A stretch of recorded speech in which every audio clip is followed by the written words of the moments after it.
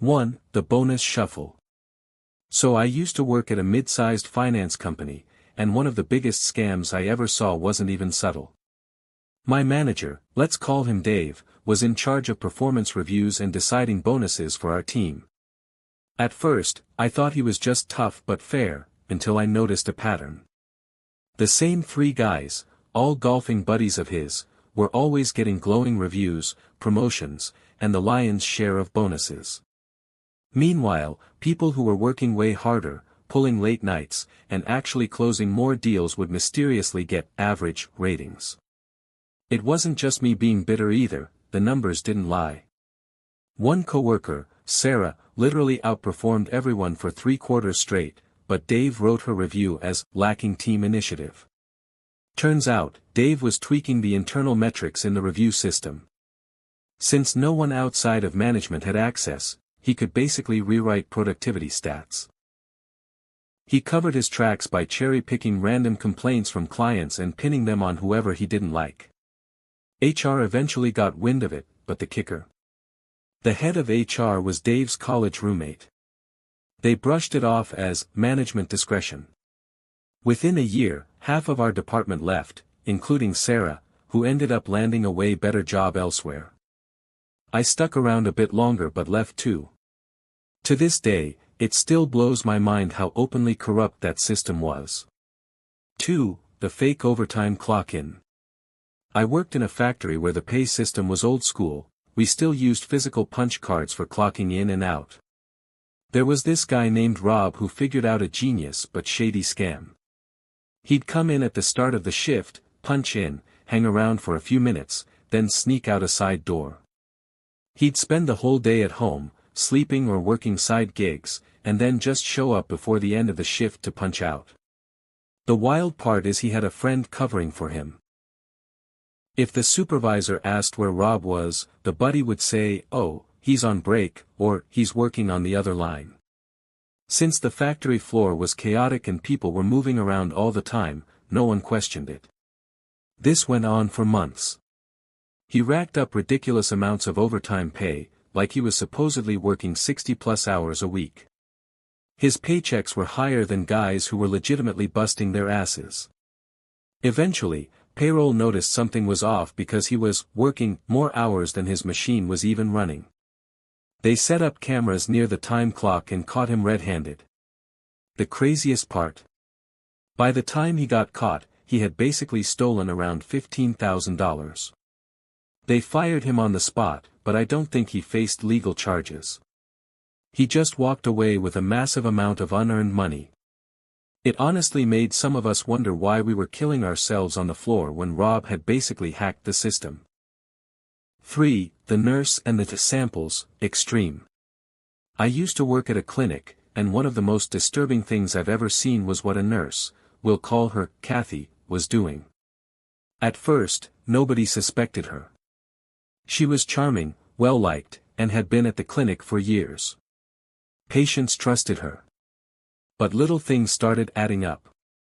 Patients began complaining that their prescriptions weren't being filled, or that we were constantly out of stock on certain medications. We'd double-check inventory, and weirdly enough, the records would always show everything was fine. It didn't make sense. One day, another nurse caught Kathy slipping a box of samples into her purse.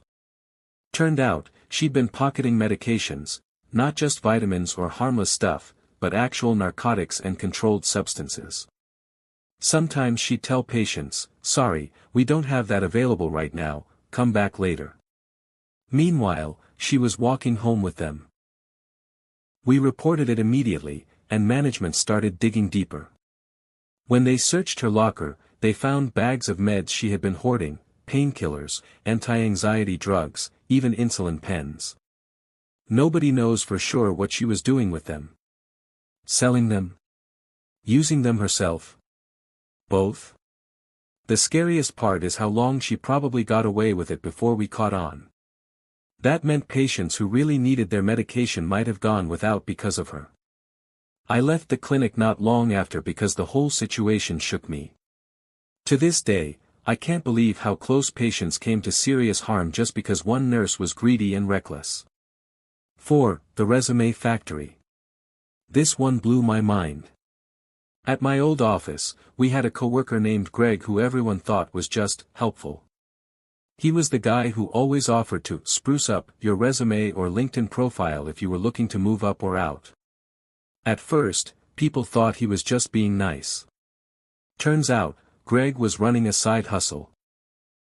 He'd charge younger employees $200 to fix their resumes, but here's the unethical part: he was stealing their personal info, work history, phone numbers, even their professional headshots.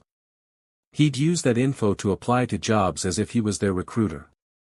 Then, if someone actually got hired, he'd try to contact the new employer and demand a recruiter's fee, claiming he had placed the candidate. Some people even had job offers delayed because HR departments got confused thinking they owed Greg money. It was insane.